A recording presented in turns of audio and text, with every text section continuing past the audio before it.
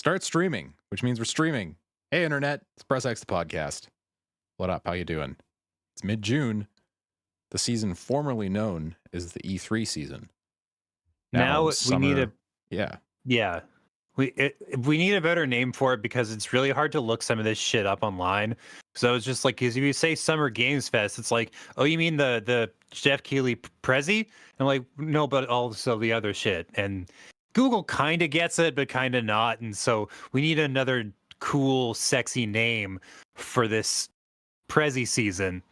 We've got a whole year to come up with something that's going to be better. You can't say Summer Gaming. That was an Xbox thing like 10 years ago. We don't really need to bring that back. It's got to be like, I want to say Summer Slam. That's also taken. All the good names are taken. Yeah, man. What about Jeff Fest? Jeff Fest does have a certain ring to it, but I don't really want to give him any more oxygen than he already gets, because it's already a lot. Yeah, he's prolific.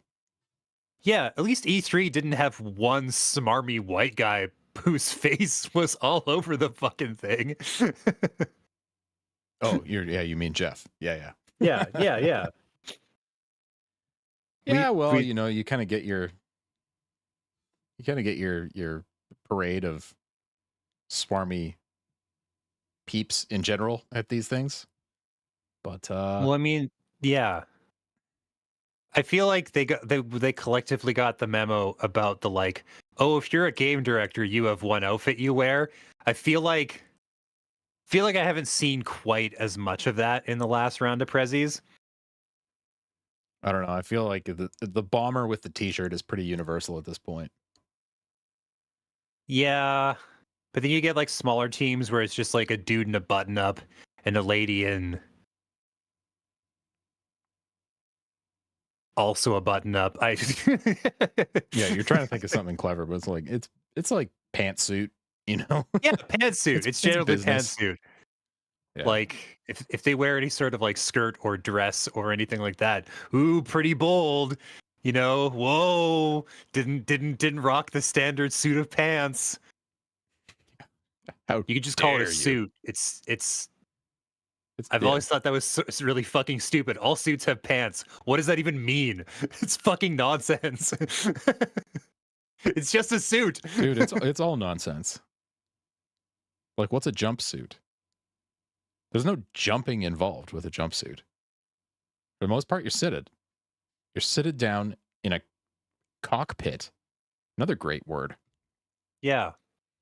I don't know if I could be a jumpsuit guy, mostly because you'd have to take the entire thing off every time you have to take a shit. And I don't know if I can do that in the world, like in public. Like if I'm at home, sure. Suit off, baby.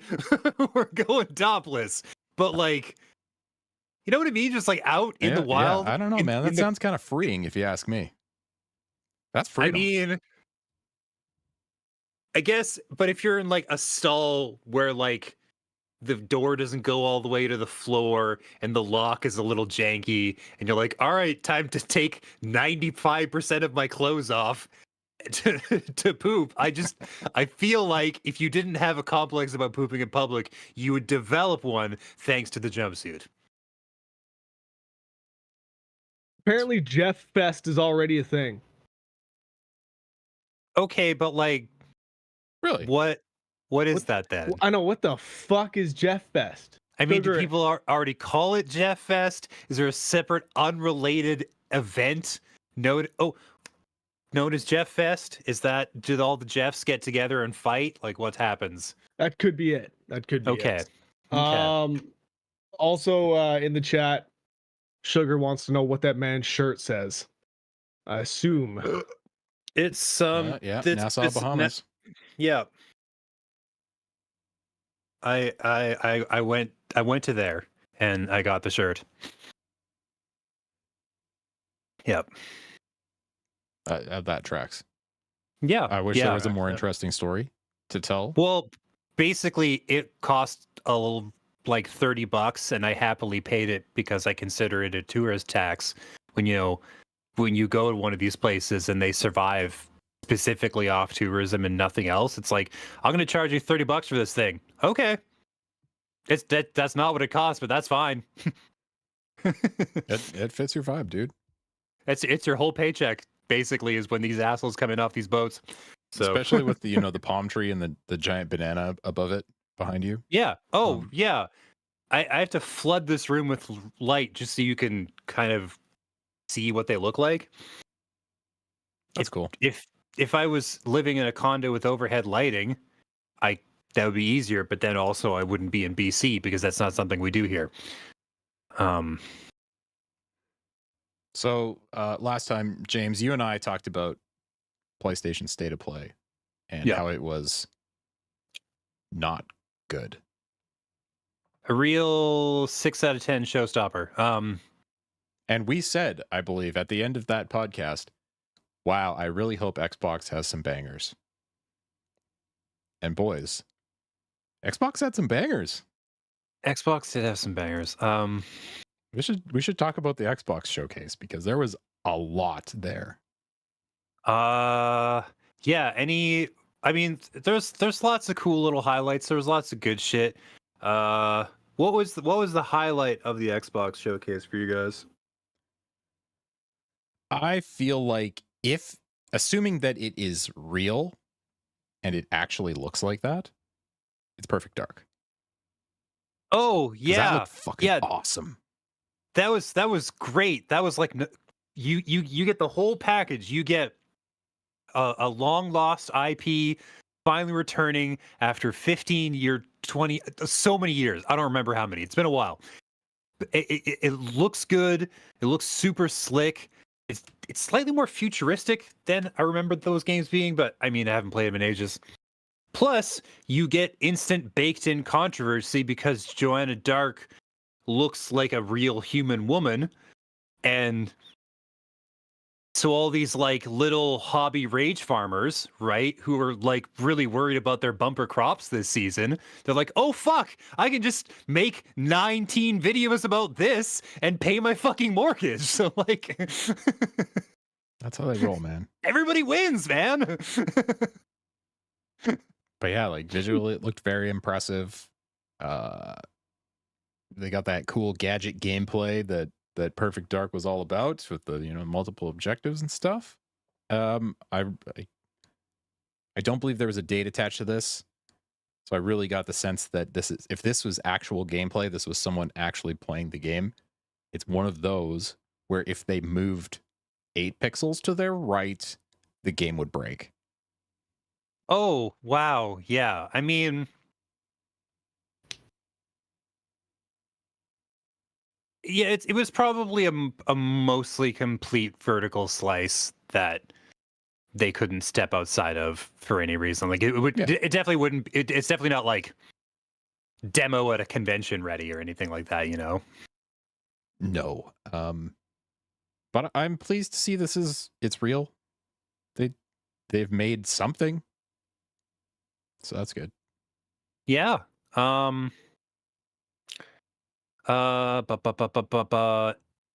Indiana Jones I found fascinating because the stuff we saw looked pretty good. The voice acting is amazing. Troy Baker is fucking killing it with that role. Just like really capturing Indy in a fucking bottle and just Do you like, think?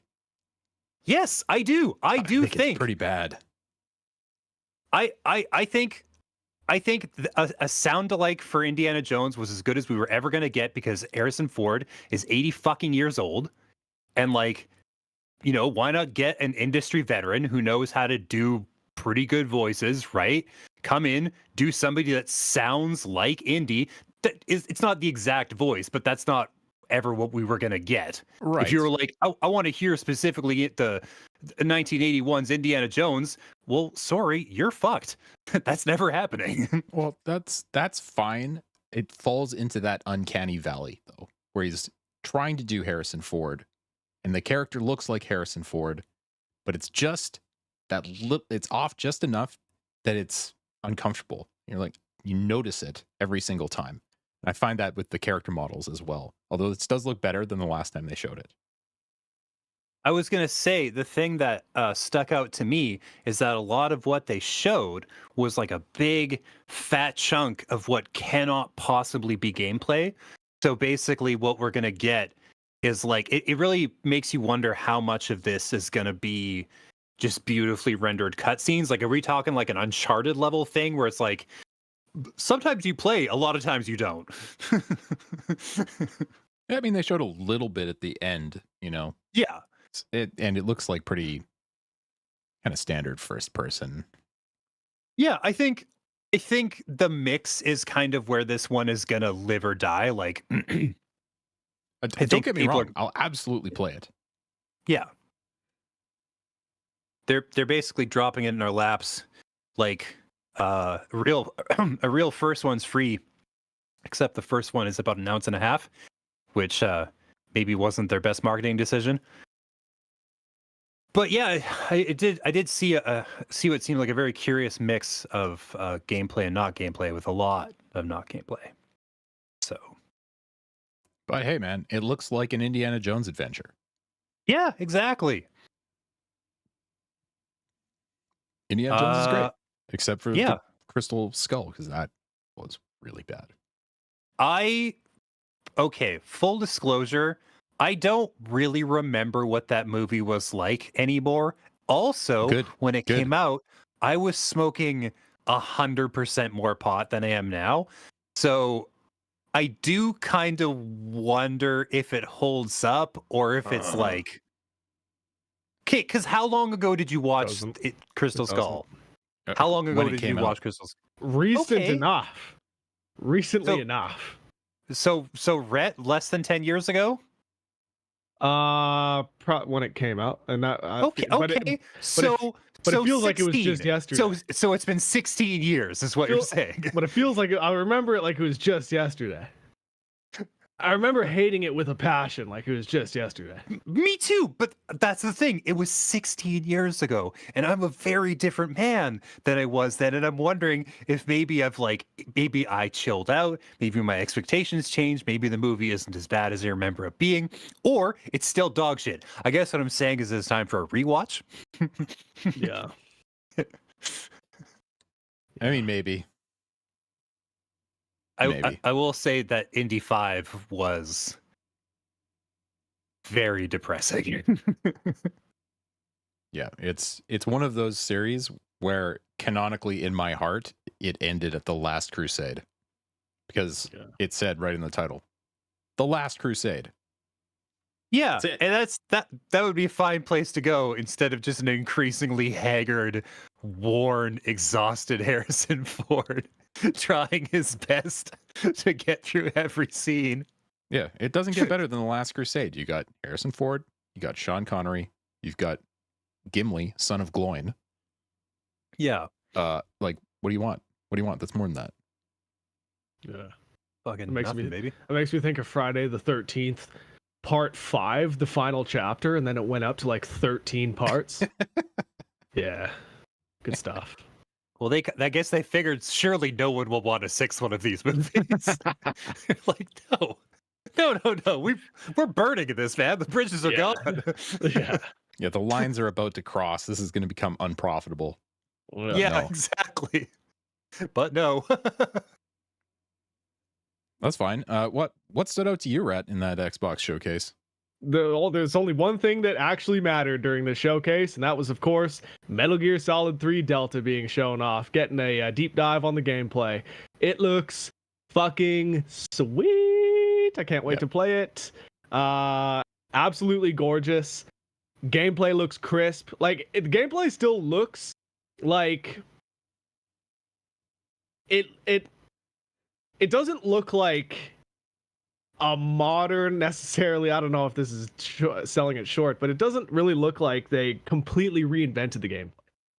It still very much looks like it's grounded in Metal Gear Solid 3, just with improvements, the necessary improvements to make the game more palatable in 2024. But I think that a lot of it still like looked like the original MGS3, which is good. And can I also say how nice it is to fucking hear David Hayter back as Oh, he's so Snake good. He's / Big Boss? perfect. Like, man, I mean, I loved Phantom Pain, but I really missed David Hayter in that game. And it's really, really nice to hear him voicing this character, these characters again. Yeah. Here's what I'm suddenly wondering. Is there enough David Hayter as Snake out there to create AI Snake and there redo the definitely is. lines in Phantom Pain with Hayter? Yeah. Sure, Without a doubt, it will without a not doubt. sound the way you're hoping, but you can absolutely That's do fine that. because it'll be better. Yeah. I don't know if it's really necessary to do that though, because there was so little dialogue It's from true. Venom Snake in that game that I don't know if it's even really necessary. You're right. But you're also right that Delta looks really good. Looks so fucking good, man. I was really disappointed to wake up to a message from a friend of mine on PlayStation who was like, "Hey man, did you get your pre-order in for the collector's edition?" I'm like, "Dude, I didn't even know pre-orders went live." Apparently I missed out on it, and it's impossible to find now. It's like this $200 collector's edition that comes with this fucking terrarium and all kinds of shit. I really, really want it, and I don't know if I'm gonna get it. It'd be tough. It'd be a Yeah. tough sell. I'll tell you what I really, really want out of this game is that they spent a good long while thinking about the user interface, and they made Yeah. changing camouflage not like 95 steps to Yeah. fucking eat a crocodile and fix your broken Yes. bones, you know? Yes, 100%. Just recently, within the past few months, I replayed MGS 1, 2, 3, and the two NES ones, or MSX ones rather, on stream. And I did MGS 3 first, and that was one of the very first things that I noticed. That and the lack of a crouch walk really hurt that game when you go back and play the original. So it was very nice to see that there's a crouch walk in Delta. Although, did you ever play the 3DS version? No. There's a fucking crouch walk in that one. And they didn't add it to like the Legacy Master Collection. And that was upsetting to see. But yeah, you can crouch walk in the 3DS version. So I'm obviously very happy to see that there's a crouch walk, because playing that game in 2024 without that sort of mechanic, it made it a lot more difficult than I remember it being in 2005. But yeah, the menu system really was sluggish. And not that pretty it was rough. like sluggish to get into it and whatnot, but like you said, you would have to open the menu, you'd have to go to camouflage, you'd have to cycle through a long list of camouflages that you've unlocked, select the right one, back out, and then you'd go to the next screen, and you would often have to change your camouflage again. And it was a constant back and forth between the game and the menu. Yeah. So yeah, like it would be nice if they did something like they did in MGS4. I doubt they will, but in MGS4, obviously, he had that fucking like reactive camouflage where you went up against a wall and your camouflage would automatically change to suit the situation. If they did something like that, that'd be sweet, but I doubt it. I don't know, man. Set in the I mean, 60s. It's set in the right? Yeah, so they won't have it. But I mean, Unlockable, maybe. MGS3 more so than any other Metal Gear was James Bond. And James Bond is all about them gadgets. So, man, they've gotten away with weirder stuff in Metal Gear. Hey, man, this is a sneaking mission. All Yeah. weapons are procure on site. Yeah. Yes, they are. Yes, they are. I just Dude, love that someone wrote that line, like, this is a sneaking mission. Yeah. Dude, seeing the fucking Halo jump though, the Halo jump in the trailer, I'm like, dude, Yeah, it looks fantastic. it looks so fucking good. The boss looks incredible. Oh, I can't wait want this for game. that battle in the Field of Flowers. How good is that gonna look? My God. Golly. Oh. Yeah. Please. So if anybody's out there and they get a line on one of those collector's editions, please let me know. Yeah. If you see one, grab it for your boy. Just Grab gifted me more. old Rhett's way. Ah, Yeah. Okay. Yeah. I'll Yeah. pay- Yeah. I'll pay a little premium on it. Sure, why not? It's already $200, so you know. Okay. So, any thoughts, good or bad, on Doom: The Dark Ages? Looks good. I mean, Doom is good. Doom Eternal I thought was very good. This looks like another significant change in the structure and gameplay. Like it looks very much more hand-to-hand focused with the shield and all that stuff. But I don't know. Looks like you'd be fighting demons in the Dark Ages. So Yeah, I'm play it. down with that. Yeah. Yeah, the last two have been bangers, so I don't see why this one won't be. I don't know what it is about id, why they are so good at producing smooth looking gameplay. But my God, Well- can they teach the rest of Xbox Game Studios how to put this together? Because like if this game is anything like the last couple of Dooms, it will run at like 2 to 3 times the frame rate of any other game and look better at the same time. Yeah, I don't know exactly what the fucking what the secret sauce is. It could be the fact it could be just that they've retained a lot of their team. It could be that like they don't work on that many projects. It could be like, you know what I mean? Like they're just like left to their own devices to be like, you're the Doom guys, so you got to know the Doom in the pipes. You know, come let us know. Right? Like, How about But that I- gun that chews up the skulls and spits out the oh fragments? my God, that was so metal. Holy shit. You're just feeding this thing skulls and little fragments come shooting out and piercing people's flesh. That's fucking sick. That's one of the things that leaked beforehand. But you know, I still had a big grin on my face, watched the whole thing. Like, yeah, great. More Doom. Let's go. Yeah. It definitely didn't. I wasn't less excited by knowing ahead of time that it was coming. No. James, I'm curious your thoughts about Dragon Age. Oh man, I aspire to have thoughts about the Dragon Age franchise in general. I'm considering giving Inquisition a run because I tried the first one and I've had really bad luck with BioWare games generally. Like they just don't jive with me for some reason. But but I do want to rectify that. I do want to get in there and try to make this thing happen.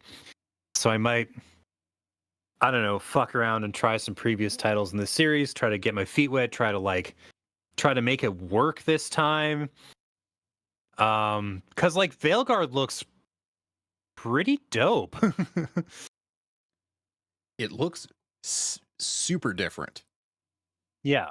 Like, even art style alone, I'm like, really?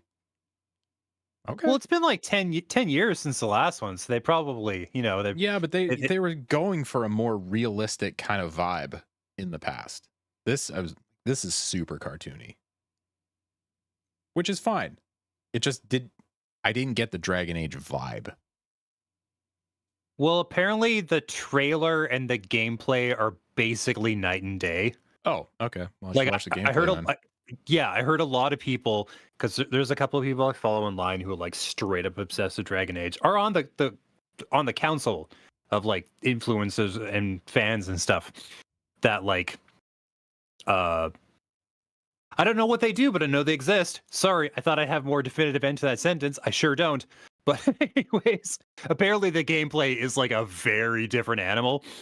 And they're like, oh yeah, if you want something dark and cool and grimy and fucked up and horny, then like, yes, this is absolutely that Dragon Age. I'm like, All oh, sweet.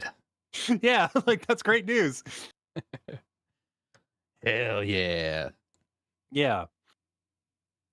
They got some like, I feel like they've got some relationship repair to do with fans of the series.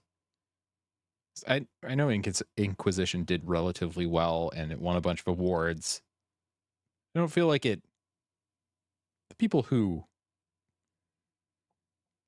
started with Dragon Age Origins don't have much reverence for anything else but that. You know what I mean?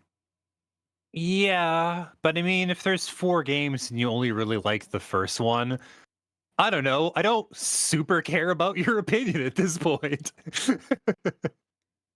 The series moved beyond you, and that's just something you have to be okay with. I feel attacked, but let's keep moving. Yeah. Like, if there's 9 games in this series and I only like the first one, I'm probably not gonna have a lot of strong opinions about the franchise anymore. That's fair. Rhett, what else stood out to you? Uh, Or should I just start picking shit? nothing. That's it? That's it. What about Gears? Dude, I haven't cared about Gears since the second one, maybe. Well, first of all, here's the important thing. It was basically just a cinematic trailer, right? Yes. Yeah. Okay, then who fucking cares? Yeah.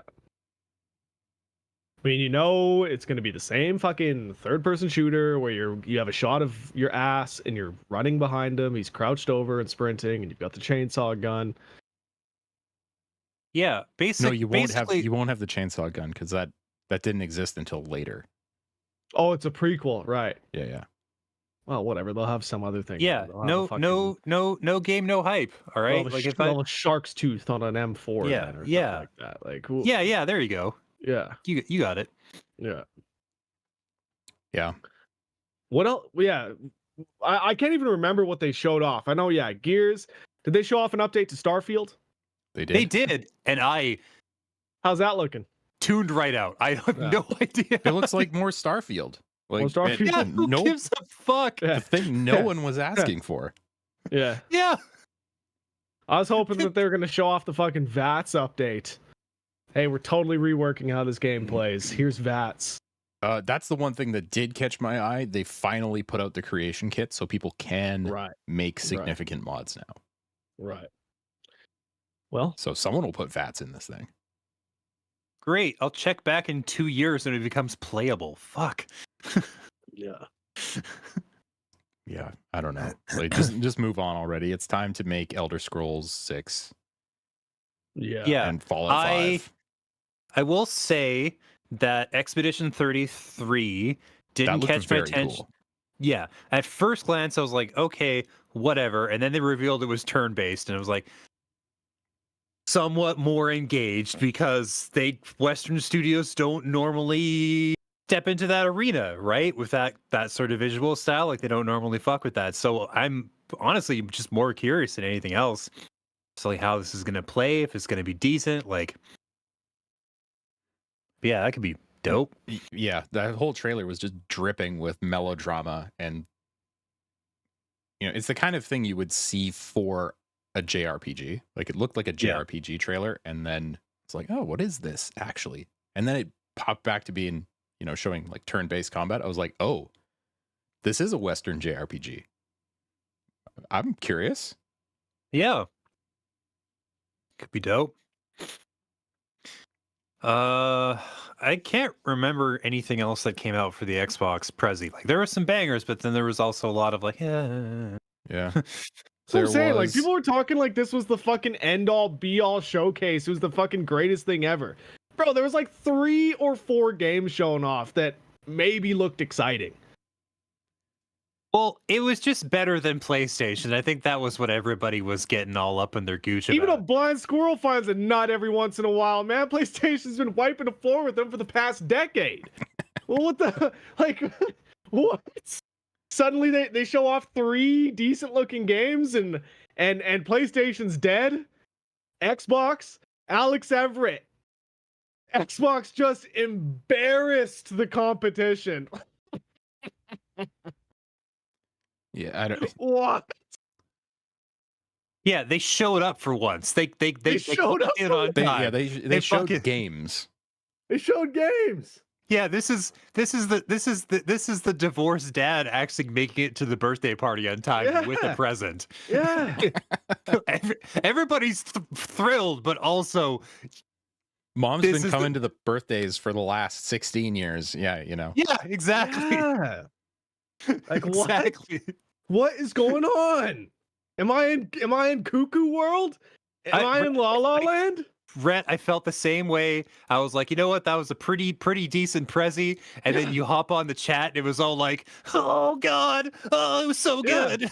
Oh yeah, oh my god, it's the best thing I've ever seen. Xbox is just dominating. Oh my god. I'm like this is the first time in years that people have been excited about 2 or 3 games that they have on the pipeline. So I chimed in on this on the chat before we ran this one, but I want to get your live feedback on this. A whole bunch of people were shitting bricks in the main line there because Call of Duty 6 or whatever, Black Ops 6, whatever, the new one, Call of Duty, the new one has fucking strafing, and they're like, it's omnidirectional movement, it's revolutionary. No, this is so amazing. I'm like, you mean It's not. you mean that thing you could do in Doom, original Doom, the first Doom, the thing that we figured out in first-person shooters in 1993? That thing. Yeah. I mean, it's good Sweet. that you finally have it. Yeah, I think it will make the game more dynamic to play, but it sounds more like it's like you can dodge side to side, sort of, you know, Mhm. do like a dash kind of thing, which Yeah. sounds fun. This just adds to Right. my point, man. This is what people are getting hyped about. Strafing in COD. Sick. To be fair, I think Sick, most y'all. I think most modern shooters kind of left strafing behind, and it feels crazy to me that they would do that. To me, when they're like, "Oh my god, they put strafing in COD," I'm like, "Did they not have that before? What the Yeah. fuck have you people been doing?" Yeah. It is going to make this game an absolute nightmare online because the people who do all the movement Oh god. hacks with the crouching and the diving, it's not going to be fun for. That's what I've seen. A people. couple people that play this game religiously, they've said the exact same thing, is that it's going to make it much, much harder for the casuals to get into it. Because they are going to be getting worked. They're going to be getting their shit pushed inwards by Yeah. the people that have been playing these games for years. Well, that's fine. Look 'Cause out. As I'm going to play the campaign on Game Pass and Yeah, uninstall it. Exactly. Yeah, same here. So, okay. So let's branch out from the Xbox Prezi to some stuff that was just sort of floating around the ether. Meaning, I can't remember where I saw it, but I definitely done seen it. Fucking Alan Wake 2 DLC, baby. Streamed it the other night, finished it in about 3 hours. Okay. Awesome. So good. Yeah. All right. Fuck So yeah. good. Yeah. It comes in the way of like 3 chapters, 3 episodes of Night Springs, essentially is how they present it. And it's Fun. cool. They have like this introduction, this like Rod Serling style introduction with Warland Dorr, who introduces the episodes. And then you go off and you play as 3 separate characters that you've never played as before from the series. Actually, the second episode, I don't really want to spoil anything, but it's not really a spoiler. I think it's kind of out there now, is that in the second episode, you play as Jesse Faden from Control. Interesting. It's really fucking cool, man. It's really fucking cool. Fuck, I gotta reinstall this Um, thing. Yeah. Oh, by the way, this reminds me, Paul. So I remember you were saying that the one thing you really didn't like about Alan Wake 2 was the ending. Did you know that the final chapter, I believe they call it the final chapter, the new game plus mode that they added post launch, changes the ending of the game to the point where there's been people online that have said that it's like the true ending to the game. I didn't know that. And it all ties into like how it's not a loop, it's a spiral. And Alan's talking dude, you should go back and play it now. You should Well, go back and finish it. I too have not played the true ending. So Yeah. maybe when I install the DLC, I'll Yeah. do a twofer. I'll just hit them both. Yeah. Do Yeah, you- especially because the last chapter of the DLC really ties into the new ending. Hmm. Yeah. Yeah. So it might be a good idea to even play the new game plus. Maybe even just throw it on story mode and just burn through it. Yeah. But play the new game plus and then maybe do the DLCs. Hmm. Okay. I mean, okay. That was the Press X to Podcast Game of the Year 2023. I know. A decision I still stand by, BT Dubs. In case there's anybody on this 100%. fucking 100%. call who thinks otherwise. 100%, man. I think otherwise. Oh, Well, It's that's fine. fine. It's fine. We agreed. We came to a consensus. We came to an accord. We parlayed. Yeah. Everything's fine. Okay, so they showed a bunch of shit about Star Wars Outlaws, and I didn't watch it.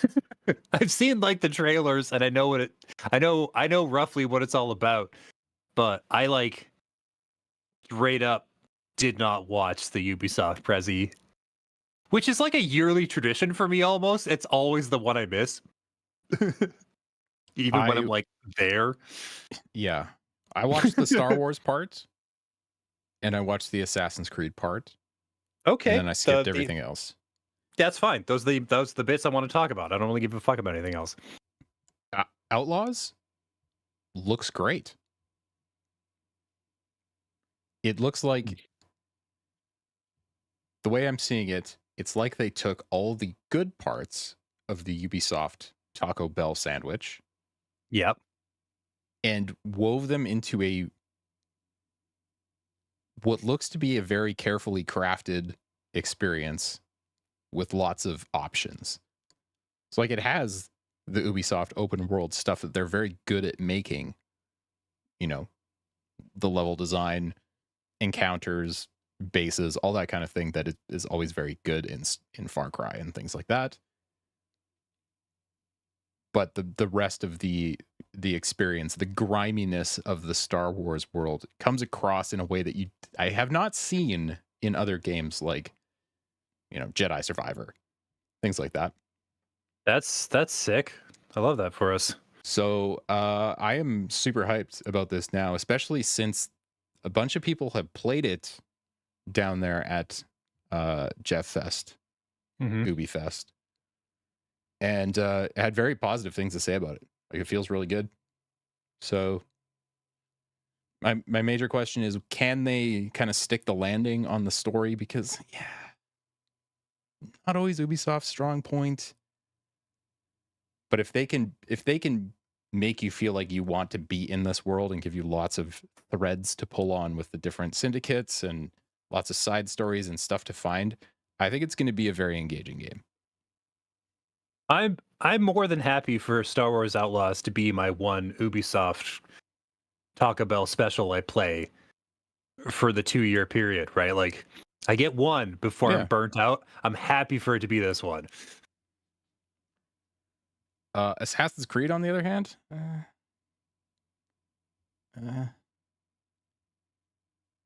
Like oh, dude, fuck Assassin's Creed. man, I don't know. I've got zero fucking faith after Mirage. yeah. Zero faith. Now, if this comes out and everybody's like, yo, this is the return to form we've been waiting for, this is fucking sweet, I'll play it. But I Yeah. am not. I refuse to get excited about this game and go through what I went through with Mirage. That's perfectly fair. I think that's going to be the move. I think Ubisoft made a pretty brilliant stroke, right, where they basically picked two main characters that would do all the marketing for them. Because again, it's just like the hobby rage farmers, as if their bumper crop with Perfect Dark wasn't already booming. Now they've Yeah. got a black dude and a girl Yeah. that they can get mad about, and this is just going to keep Assassin's Creed Shadows in the SEO front and center for fucking months. Yeah. Probably pre-orders are gonna skyrocket because of these dumb motherfuckers. Oh no, I've seen a lot of hate for these characters. Yeah, Online, exactly. yeah. That's what I'm Yeah. saying.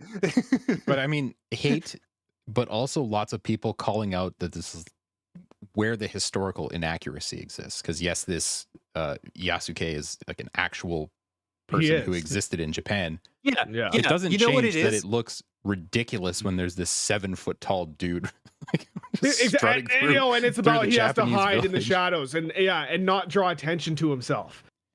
And Yeah. it's Shaquille O'Neal in feudal Japan. Like, come on, man. He's so What- big. What are we doing out here? My impression, at least of like the trailers and the marketing material, is that Yasuke, the big black dude, probably not your stealth option. I'm gonna No, guess. especially given he's doing the very unsamurai thing and like crushing people's skulls with the club. Yeah. I think you go with him when you want to go loud, and then you have the ninja girl when you want to do your actual Assassin's Creed stealth. I think it's kind of a have your cake and eat it too, because there has been previous Assassin's Creed games where it was like fucking Valhalla, where there was like no stealth to speak of. You were just like, you had your bladed weapons and you beat people to death. And so Yeah. if you get players who are like, oh, I really like that, not at all Assassin's Creed, that was great. But then you get people who actually want to sneak around and shit. You have that other character. Honestly, I think from a like marketing accessibility perspective, when it comes to like catering to the needs of the fans and mechanical level, I think this is fucking brilliant. I think it is still an Ubisoft open world game. I think they're fucking dreaming big lofty dreams if they think this is gonna get them out of their fucking 7 out of 10 fucking Yeah. crevasse that they've Yeah, this wedged is- themselves into. This isn't going to be it, especially when people are going to directly compare this with Ghost of Tsushima. Yeah. Oh yeah, yeah. You know, Which there was- doesn't look there was one nearly point- as good as. No. And there was one point in the trailer that was very clearly ripped straight from Ghost with the Yeah. blowing flowers and the horse running through Oh, the field. yeah. And I'm like, come Yeah. on. Like, yes, horses existed and yes, those flowers existed, but come on, think of something else. Yeah. Do a second thing. Come on. Also, I'm watching through the gameplay demo that they showed at the show. Man, the dialogue is cringe. Of course it is. I mean, Fucking that's Ubisoft. that's fine. I mean, I had no expectations about the dialogue. I've never had expectations for dialogue for an Ubisoft game. I feel confused when people tell me they did. but like super cringe where I was like, oh, that's painfully bad. And the nice thing is I did not feel that way watching the Outlaws demo. So I have a slight bit of hope that they got some help writing that. Oh, they absolutely did. They absolutely did. There's no fucking way that the lords and masters of that particular IP are just gonna let that go out into the world without a little careful fucking, you know what I mean? Careful fiddling, right? Like, as if. Thanks for saying careful fiddling. Yeah, listen, if you were looking for an episode title, I just do it my civic duty as I do most weeks to fucking give a little gold, right? they sure did. There's the rest of my list is all just shit that was on the Guerrilla Collective and sort of popped up a second time on the PC Gaming Show. Yeah, we talked about I- some of that last week, but we can Yeah. go back to the well. Because there's like 70 games and a lot of them are pretty good. So there was like a fuckload of demos that dropped. Basically, this is a great week for demos for upcoming games. What was the one I played it this afternoon for a hot minute? I Am Your Beast. Oh man, it's a first person shooter that's built mechanically around like moving crazy fast and like pulling off cool feats. So it's tough, but like when you do it right, it's like really feels really fucking good. Where you can like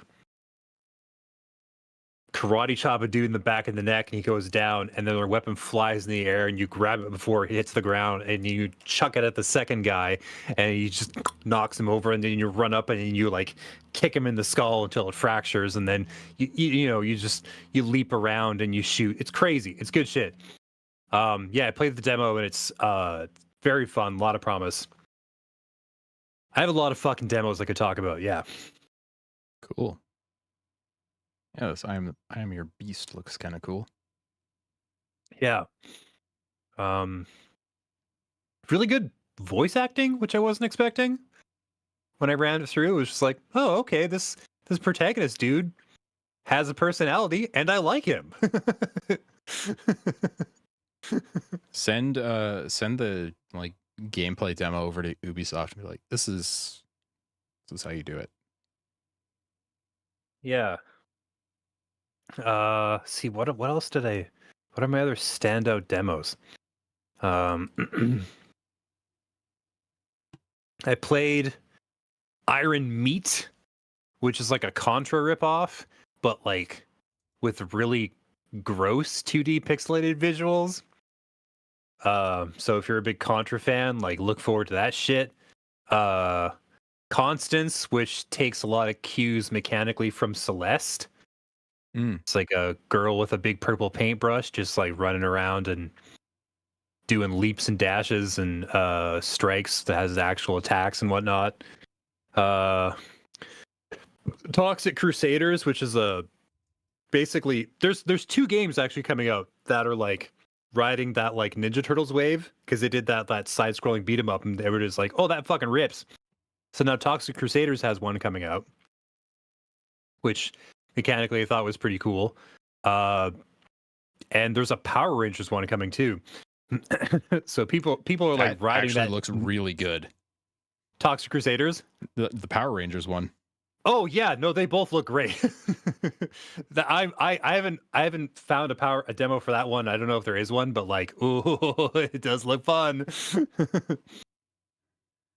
Not the first IP that comes to mind here in the 2020s, but I'll go back. Yeah. So those some great beat 'em ups coming out. See what else? There was Dungeon Clawler, which is like a claw game roguelike, which didn't love. The pacing of the demo wasn't exactly what I was hoping for. Didn't really grab me, but I mean, I'll wait and see if word Didn't gets better. grab It you? gets better. No, Because it's got you a know what? claw? It fucking did not. You would You think, sick fuck. yeah. But yeah, some great demos. There's a 2D pixel art RPG called Beloved Rapture that I have the demo for that I have to check out still. And then I've also downloaded it, but have not started yet, demos for Elsie, Just Crow Things, Anton Blast, and Final Night. Those all sound like video game titles. Anton Blast, eh? Yeah, it's got like Pizza Tower vibes. It looks dope. Nice. Yeah. So and like I think Steam Next Fest is still going for like 3 or 4 more days. So people should get on that shit and find some more sick demos to check out. Yep. Agreed. I haven't been playing any demos because I've been trying to review Destiny 2: The Final Shape. Okay. It's very Trying? good. Oh, nice. It Okay, is very, very good. I am pleasantly surprised because they, anybody who listens to this show knows my thoughts on Lightfall. It was bad. It was lazy. There wasn't enough activities. It wasn't interesting along the way. This is the absolute opposite of that. It's very well crafted. The world feels good. There's a ton of activities. The campaign itself was awesome. I didn't have any clue how they were going to manage to tie up that many expansions and that much time in one little campaign. They do it. It comes to a very satisfying conclusion with one of the most badass moments I think I've ever played. So fucking good. So, yeah, and it feels like day by day, more stuff is just coming out, more missions, more activities. So, if you're someone who's ever played Destiny 2, there's a lot to like about this one. And I haven't written my review yet, but seen some reviews coming out now at this point, and very high scores. Nice. Very high. Speaking of high scores, I've been working on Drug Dealer Simulator 2. Ooh. All right. Like that. And yeah, I don't have a lot to say about it right now, but stay tuned. Probably in the next episode, we're going to talk about some drug dealing and becoming a kingpin of your own drug-laden fantasy. So, yeah. Yeah. That should be coming. I think it comes out next week. Okay, nice. Yeah. I do have one game I've been playing that I can talk a tiny bit about. And that's Luigi's Mansion 2. Because I guess it was originally a 3DS game, and so now they're doing the Switch version. And I don't love the mission structure. Like, I get that this is something that works really great for 3DS, where it's just like, you fire it up, you play a mission, you have fun, woo, good stuff, right? Something about the, like, because Luigi's Mansion games are necessarily kind of slower paced because you're doing a lot of careful exploration and like you're searching for things and you're going over things with a fine-tooth comb to like solve puzzles and like, you know what I mean? Like, so the pace is already a little slow, which I can live with. That's fine. But then with the mission structure, every time you accomplish a task, you're sucked back to the fucking hub world.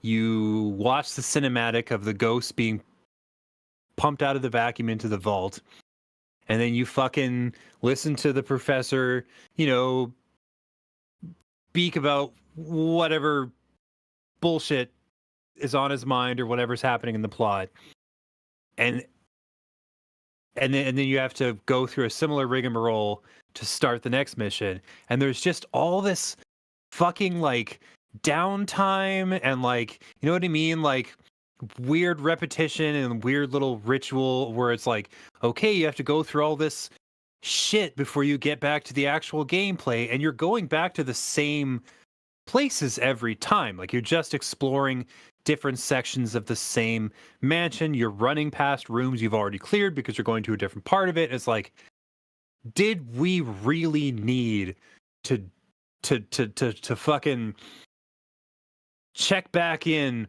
with the boss for 2 to 3 minutes 5 times over the course of this mission? Or could I not have just done this thing, you know?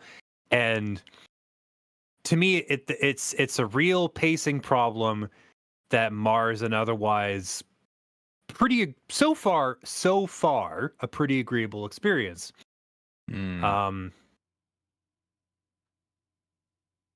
But like, it definitely looks way better than it did on 3DS. That's something. Really? Yeah, you don't say, huh? But like, I guess I'm assuming they just have the engine for Luigi's Mansion 3, and they were just like, all right, we're using it again, and that's fine. That's a sensible, good decision to make, and they're smart to do it. I mean, at least their pun game still rips. Because Poltergust is one of the best puns out there. Period. Yeah, it's top shelf, terrible jokes. Really cream of the crop. Yeah. I don't have a super significant attention span generally, and I'm finding so far that being subjected to that mission structure, the up, the down, the back end, the peaks and valleys, all that is really fucking up my momentum for continuing on with this game. And I'm like finding reasons not to play it, which is bad. Because like once you get in there and you actually do the thing and you're in the mission and you're actually, playing, it's fun, right? It feels good, the fucking the vacuuming, the ghost sucking, right? That's cool. There's new techniques and shit that they give you on a semi-regular basis. That's good. The controls are solid. It all kind of hangs together pretty well, but like the all the fucking waiting around and the smashing A through all the fucking the canned nonsense where it's like, oh, let's do another ghost thing. There's 6 to 8 pieces of this magic moon you have to get back, and you already know what the structure of the game is going to be based on how many pieces there are. So it's like, oh man, okay, cool. That's the exact same sentiment I was talking about Fallout 76 a few weeks ago. Like, while I was in there, while I was playing the game, I was having an all right time, There's exploration, there's some shooting, it's all right. The minute I was out of there, it was gone from my attention. That's always one of the first things I'm looking for when, like, especially when reviewing a game is, am I thinking about it when I'm not playing it? Yeah. I'm very much thinking about the final shape right now. I want to play it. I'm very much thinking about the one I can't talk about yet. But when we do our next episode, the one that I play instead of Luigi's Mansion 2. Got it. Yeah. It's just like it's banger. The one that's kept me up until 1 a.m. a couple of times this week. Yeah, it's not good for your sanity and work performance and stuff, but it is good for, from a quality perspective. Yes, from a quality perspective, great news. But dude, Ren, what have you been playing? Been playing a lot of Another Crab's Treasure. Still, eh? Still, no, I only started it last week. Oh, then maybe that was you that was talking about that before, James. Yeah, I believe it was. I did dip into it. I used it to review that honkin' desktop tower. Got it. Right. Yeah. And yeah, it's good. It's good. Good humor. The world's much, much larger than anticipated. But holy fuck, man, it's really got some technical issues. Like, are you playing that on PC or on Series X? Okay. And yeah, it's got some technical issues, man. What kind of technical issues? Like in the middle of some really difficult boss fights, I'll get attacked, and the boss's attack will put me through the map, and I'll just be floating, and then I take a bunch of damage, and then I respawn in the boss arena. Or like I'll do an attack and I'll get launched 500 feet into the air, and I'll have to float back down into the world. Audio issues as well. There's this really weird audio bug that showed up during a boss fight, where just like there was like no sound except like some screeches and some like high pitched scratching noises. Man, really weird. Some really weird stuff. Where I'm like, dude, this game is fucking falling apart at the seams. Even on the Series X, like if you transition from one area to the next, there is horrific lag. Like it takes like 5 or 6 seconds for the game just to catch up going from one area to the next. Oh no. Right. So stuff like that. That really lends some credence to my experience with it on that tower. Because if listeners recall, I was testing an absolute behemoth of a machine, and another Crab's Treasure really gave it a run for its fucking money. Yeah, somehow. it's the game. It's the game. Yeah. Yeah. It's there's clearly some optimization issues, maybe like a memory leak issue going on there. Yeah, it struggles to hold up. But with that being said, like when it works, it's pretty fun. I've been enjoying it quite a bit. It's much more simple, I would say, than a typical Souls game. But I think that if you're interested in Soul style games, this might be a good one to introduce yourself to the genre with. Not to say it's necessarily easier than other ones, but I think that I think that there's less variables at play, you know? You've got a basic set of attacks. The upgrade path, the upgrade tree is pretty straightforward. Yeah, there aren't like a million items in your inventory to manage, like Elden Ring, where there's just a countless number of things that you can like add and subtract from your play at any time. It's, I don't know, it's a lot more straightforward. None of which are ever explained or mentioned in any way, shape, or form. Right? Yeah, exactly. I was gonna say, speaking of Elden Ring, I saw a news blip popped up somewhere that reminded me. There's like a specific boss you have to beat, or two bosses to get access to the DLC. And one of them I've only ever beaten once. Not because he's terribly difficult, but because he's terribly difficult to get to. Yeah. Oh. His name is like Mog, and he's like, I don't know, it's just blood is his whole deal in some capacity. I can't remember exactly which. He's a very crimson red, nasty little fucker. And and yeah, I definitely beat his ass, but like I think that was like a cycle ago, like, because I'm on New Game Plus 2 at this point. So that'll be fun. That'll be a fun experience, because listen, guys, I did some soul searching. I looked deep within myself. I'm playing this fucking DLC. Oh yeah. This is happening. I'm sorry. Well, just I'm gonna take my fire up the spell cannon and take him Yeah. down. my big bad wizard boy is gonna get in there and fucking wreck shop. Yeah. Yeah, there you go. I'm like, sorry, go ahead. I was gonna say I'm like level 228. I feel like yeah. I'm ready for whatever they throw at me. Yeah. The other thing that I wanted to mention was that I, after 80 hours, I believe, wrapped my Final Fantasy VII Rebirth playthrough. Nice. That is going to be very, very difficult to beat for Game of the Year. Yeah. It was outstanding. Yeah. It was absolutely outstanding. Oh man.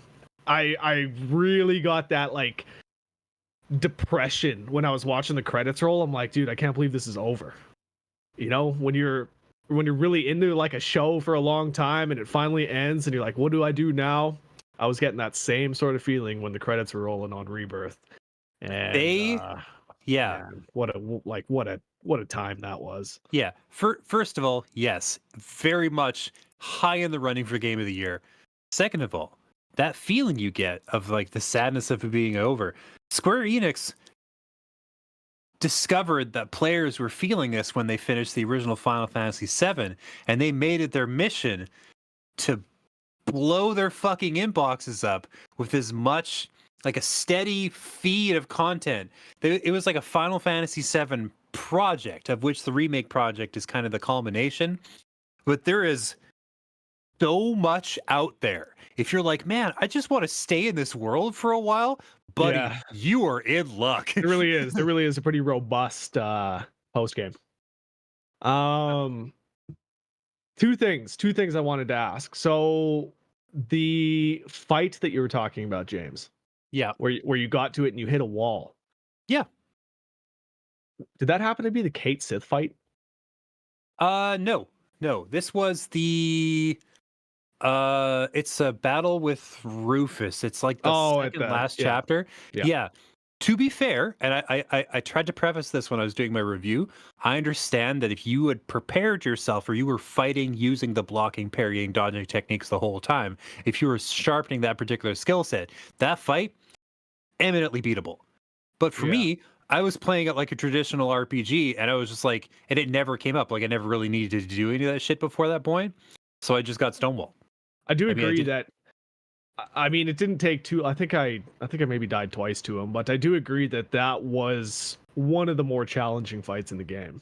Yeah, Um, I definitely painted myself into a corner with that one. I recognize that, but it was still yeah. incredibly frustrating.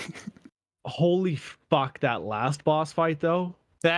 How like not that it was overly difficult, but just how fucking epic was that? Oh my It's like god, an hour-long boss fight so with good. fucking stage after stage after stage. Oh my god, by the end of it I was exhausted. So fucking good though. Yeah. But the other thing that I wanted to mention was Paul, Hey, you went on the fucking date with Yuffie? Oh my god. You really fucked up there, bro. Yeah. I know. Yeah. Since beating it, I have gone back and up to the relationship stats with the other ladies because they Yeah. are all better. Oh yeah. Oh yeah. Although the Yuffie one it's adorable in its own way, but the story for the story, it's got to be Aerith or Tifa. Man. yeah, I think it's Aerith. Like especially Did with the you way the get game Aerith? ends. I did get Aerith. And Hmm. I felt like by the end of the game, I'm like, dude, Aerith is clearly the canon relationship. Well, I don't know about that, but I it like the Aerith one certainly fits the theme of the game the best. yeah. Yeah, exactly. It's the canon relationship. Listen, I know you kiss Tifa. Tifa feels like more like a sister. So if you like kissing Well. sisters, you sick fuck. yeah, I ended up on that date with Barrett. Yeah, so that's Hell funny you yeah. say that because I was just gonna say, could you imagine waking up in the middle of the night and Barrett's knocking at your door and he wants to Yeah. take you to the fucking shop? It was so funny. Let's go to the play. Yeah. It was really good. Oh, that's good stuff. That's good stuff. Yeah, I want to run it with like everybody. I want to just go back and be like, what's your scene like? What's your scene They're like? all well Yeah. worth it. On the last or the last like stream that I did of the game, I went onto YouTube and we watched all the dates. And while I still think Eris was the best, I really enjoyed the fucking boys' night out with Vincent Valentine, Kate Sith, and Sid. That was a good time. That was a good time. Yeah. Yeah, So I guess we could do our spoiler cast at some point now. Yeah. I'd say so. I'd Alright. say so. Yeah. Let's lock that up. Let's lock it in. Prod in Yeah. the chat says Barrett is the meta for sure. Shut the fuck up. Yeah, I didn't even do it intentionally. I was doing a bunch of side quests Yeah. before the date, right? And they just all happened to be Barrett's. I was like, oh no, I've Yeah, locked him I in. fucked up. This is Yeah, happening. Yeah. I saw a couple. There was one guy online who was like, yeah, imagine my surprise when Barrett was knocking at my door. I had to go back 5 hours and replay a bunch of stuff. I had no choice. Yeah. We were not going on that date. Oh, we went. Good stuff, man. We had Good a stuff. great time too. Yeah. So yeah, spoiler cast in the future because Yeah. oh man, what a time that was. Yeah, it will be very, very hard to beat that as a total experience. And I'm actually very happy to hear that you, as someone who didn't play the original game, still had that same Yeah. experience as man. At- they at- did such a good job of building that It was connection, amazing. regardless of what your exposure is to the original. It was amazing. Yeah. At the end of Remake, I was like, okay, cool. I've had my fill. At the end of Rebirth, I was like, I cannot wait for part 3. I actually cannot wait for this game now. And just you wait. Yeah. There's some Yeah. really good pieces in the back half of that I Yeah. original. Rhett, you weren't around last week when we talked about this, but I very recently burned through the original Final Fantasy VII because I'm Oh. like, because I played through the first 6 and I was like, you know Yeah. what, let's keep the party going. Yeah. And what's crazy to me is that the Rebirth and remake are both on the first disc of the original. Oh, really? Yeah. To be fair, Disc 2 is kind of a weird, wavy mishmash of shit happening. Disc 3 is one boss fight. Holy shit. Yeah, it is. There's nothing else. There's like What? extra post-game shit on there and one boss fight. Crazy. Yeah. So, but what if part 3 ends up being 2 different games? You think part 3 will be just the end of it? They think- snuck some of disc 2 onto here. They did. They did. reordered some things. So yeah, Okay. it'll be a long one, but it will be probably one game. About the same length, I would guess. Yeah. There's definitely some cool, weird, wild shit coming, which I'm pretty happy about. And you get a taste of it through the ending of Rebirth. A little bit. It sets the stage pretty well. So I'll say some things that out of context won't make any sense and won't count as spoilers for anybody who's not, 40 years old and vividly remembers the original. I'm really looking forward, Paul, to the slap fight. God, Oh, what it's a gonna be fucking scene good. that's gonna be. Holy shit. It's Hell gonna be yeah, so dude. good. Yes. Prada in the chat, 2 things he says. Barrett is a shy lover to offset his tenacious attitude. Yep. And he Okay. also says, will the next game, I guess this is a question for y'all, will the next game continue the Barrett relationship plot, or will it be the side plot of saving the world? Well, having recently played the original, I will say I don't think there's as much time for relationship or interpersonal drama as you might like. I think even on a personal level, a lot of the characters are going to have some more pressing shit to deal with. But dude, Fair every enough. relationship goes through its ups and downs. We got peaks and valleys. The bromance will continue. Yeah. It will. All I know is I better get to play as my boy Vinny Valentine. Soon as that dude showed up, I'm like, oh yeah, this is the guy. This is the guy. Yeah. Look out, Cloud. He's gonna I- steal your ladies. I would be very surprised if there's not Vincent Valentine DLC coming for Rebirth. Oh yeah, okay. Okay. He has Much his like own they did game on Yuffie PS2. for the first game. Oh really? Yeah. What, say that again? Shit. Sorry. He has his own game on PS2. Oh, don't play that though. No. No. Oh. It's a rail shooter. It's Oh, it's a rail shooter. Oh. Yeah. it's rough. It was rough Yeah. when it came out. At this point, it's a sort of fascinating relic because it's one of the oldest attempts that they made to like capitalize on the FF7 brand, right? Like, because there was the PSP game called, is it Ever Crisis? I can't remember all the fucking subtitles, but that one's great. That they just remade that one for PS4, and it's all of Zack's story. Oh no, that Crisis Core. Crisis Core, thank Crisis you. Core is well worth taking a look at. Yes, Crisis Core is terrific shit. Because you get a lot of like, you get a lot of Zack, you get a lot of like pre Crazy Town Sephiroth. Yeah. That's good stuff. And you get that amazing acoustic guitar based soundtrack, which I still remember to this day. Yeah, it's so out of place and yet fits. Yeah. Also, there's the amazing CGI movie Advent Children.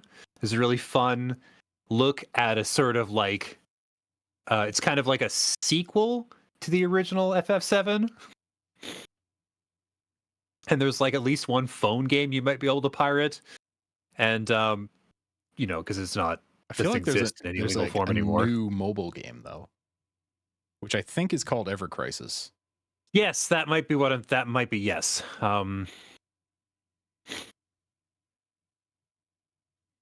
So yeah, there's tons of content. There's definitely stuff I'm not thinking of that's like out there in the world. There's an anime series, I think, or it's like a 3-episode OVA that like covers some soldier shit. It's crazy.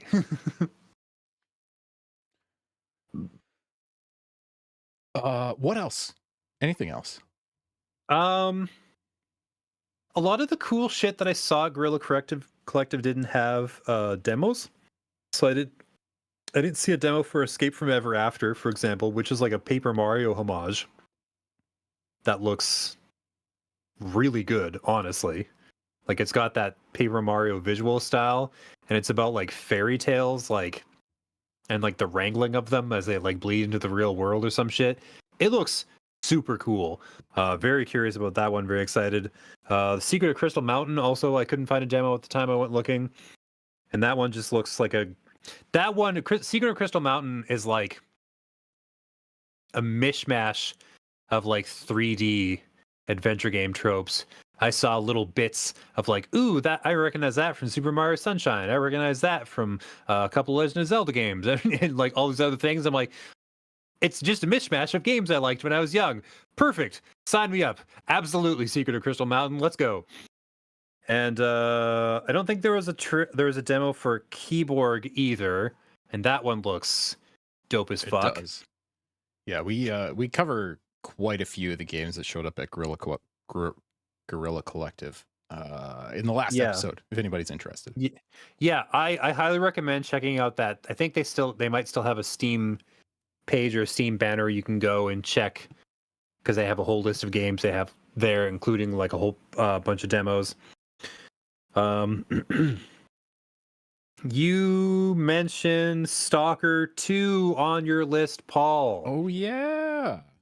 It looks good. I mean, visually it looks very impressive. I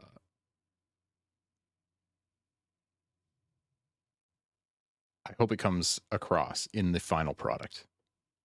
It has been a challenge for studios in that part of the world in the past of translating the vision into something that makes sense in a full experience. Yeah. But I find that whole world of Stalker fascinating. So if they can put together a good narrative, I will be on board to play that, especially since it's on Game Pass. Game Pass looking like a better and better value after that Xbox showcase. Because there's definitely quite a few things I would probably like to play, but definitely would not pay for. Like South of Midnight. Oh. And Avowed. And probably Fable. Yeah. Fable, I'm concerned about because we still haven't seen any gameplay, it's not right? a game yet. Yeah. It's like they have these cool, clever trailers where it's like, oh yeah, look at how good our writing is, and look at how like, you know what I mean? Look how like snappy and smart we are, but like, show us what it fucking looks like in motion, guys. That means it doesn't run. Yeah, it means at this point they've showed it 3 times and not a lick of gameplay. Yeah. I don't know if that had a date either. That feels like a 2025 release to me. Even if they said otherwise. Yeah, yeah. No, yeah, it's definitely not this year. I was thinking, like, is it even 2025 or is that more of a 26er? I don't know. There was at least one game, I can't remember which one. There's 1 or 2 games I saw during this Prezi season where I was like, oh, I hope that's coming out way later. And they're like, this November. I'm like, fuck, oh no. She's coming in hot. Yeah, it's going to be bad. I really got that vibe about Avowed. That has the feel of a game that has been rebooted so many times that the ideas the conflux of different ideas that are coming together in this product make no sense together. I hope I'm wrong, but I feel like it's going to be not great. I don't know. I don't feel like it knows what it is. I don't know. I didn't really get much good or bad from Avowed. It's just sort of comes across like a first person fantasy game, and it's just hard for me to get a tighter grip on it than that. Like, I'm sure story wise it's gonna be a hot mess. Yeah. Shocked if it was anything else. But the last one I would mention is South of Midnight. That looks like straight up looks like a PS2 game.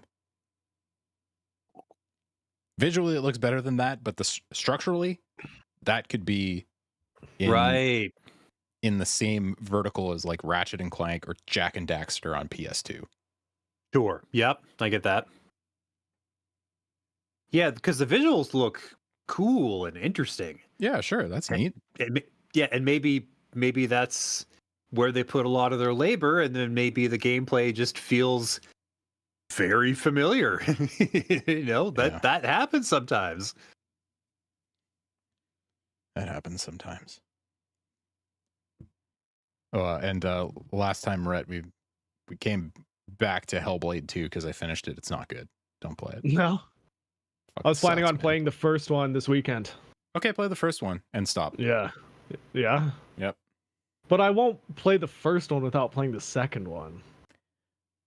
All right, play the Okay. second one. I You're mean, going to be disappointed, though. Yeah, definitely do it. Understand that the whole experience is going to peak much earlier than you're expecting. It's too bad. When you find yourself thinking in the first game, man, these puzzles are real basic, and man, this combat is real basic, they make it worse. Yeah. They make them both more simple. So just know that. Okay. It does look good, though. Okay. Yeah. Looks real nice. All right, what do you say we get out of here, fellas? Mm-hmm. Yeah. All right. Well, it's been a good time. Thanks for chatting. Jeff Fest 2024. We made it through. I'm sure there's more stuff to come. I don't think Nintendo's done anything as of yet, have they?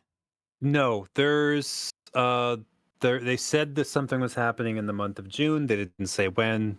So why on Ooh. earth would they? All right. Yeah. Well, look forward to that, I guess. Maybe. Yeah. But other stuff coming up through the summer. If there's obviously Gamescom and other things, so we can hope and pray that other stuff happens, because that's always good. But yeah. In the meantime, play video games. Play Destiny 2 if you haven't. Just get the free version. See how you like it. Yeah. Because if you can stomach going through all of that content, the final shape is well worth it. Awesome payoff. Anyway, that's me off my soapbox. Thanks everybody for watching and or listening. We appreciate you. We'll be back in a while, a week, something like that. And we'll talk more about video games. And at some point, we'll do an FF7 spoiler cast. Don't worry, it will be well marked that it is spoiler, spoiler, spoiler, all spoilers. So, in the meantime, go have fun. Enjoy the sun or the clouds or the rain, whatever it is. And we'll see you right back here next time for Press X the podcast. Bye-bye.